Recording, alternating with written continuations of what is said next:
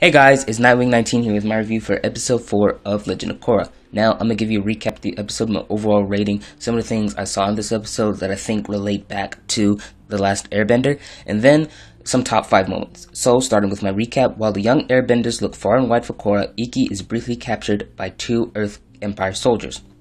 Based on what they say, Ikki leads the trio to the foggy swamp. There, Korra is still haunted by visions of being hurt by her past enemies, but manages to connect to the siblings through the Great Banyan Grove tree's roots.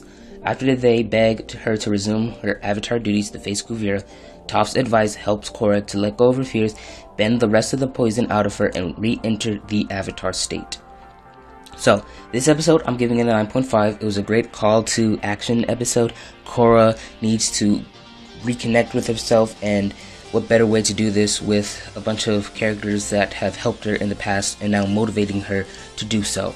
So we've really seen how Korra was dealing with a bunch of stuff from the previous books. It didn't seem like she was dealing with some of the things from book 1, losing her bending from Amon, and then book 2, losing the avatar spirit. It didn't seem like she was affected by that, but then in book 3, she was nearly killed, and then that brought up all these past enemies that she had faced that had hurt them. So we see how much baggage Korra has brought on due to the fact that Zahir nearly killed her.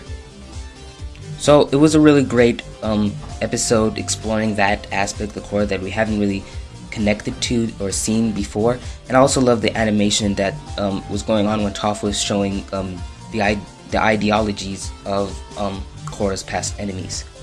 So some of the last Airbender callbacks that I mentioned, or that I saw, Toph, telling stories about the time she was teaching Aang how to earthbend, and then when they were fighting off against the Fire Lord, she was really, telling them in the worst way possible.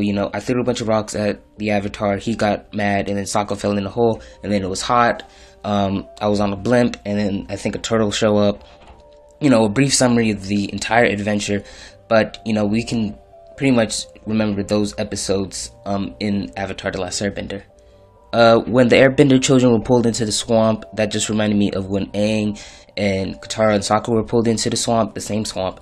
And then Korra finding the kids, same way that Aang had found Appa and Momo. And then the Banyan Grove tree was just this big tree that's connected to everything throughout the entire world. So those are some of the few Last Airbender callbacks that I saw. If you've seen something else that I may have missed, leave that in the comments below. So now onto my top 5 moments, starting with number 5, Milo meets the love of his life. I'm not exactly sure how old Milo is, but I'm pretty sure he's old enough to be pulling girls now. In essence, Milo was a bit too much in this episode, but judging by his demeanor, how he acted throughout this episode, I say he's about 7 or 8.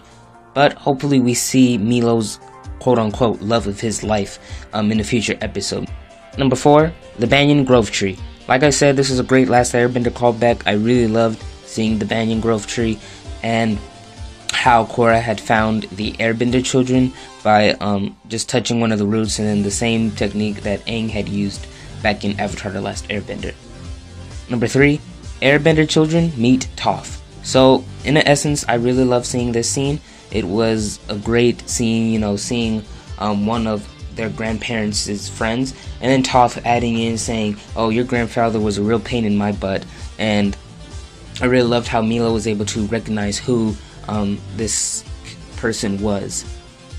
Number 2, Toph tells bad stories. Like I said, I could easily identify these kind of stories just by the way she was summarizing them. I threw a bunch of rocks at the Airbender. He got mad, Sokka fell in a hole, it was hot, I was on a blimp, and I think a turtle showed up. I'm not exactly sure that Toph had seen that turtle in that episode, so there's a bit of incontinuity there. Number 1, Korra re-enters the Avatar state. So, really glad that she got back into the Avatar state, and I can't wait for her to, go into the Avatar state later on in these episodes.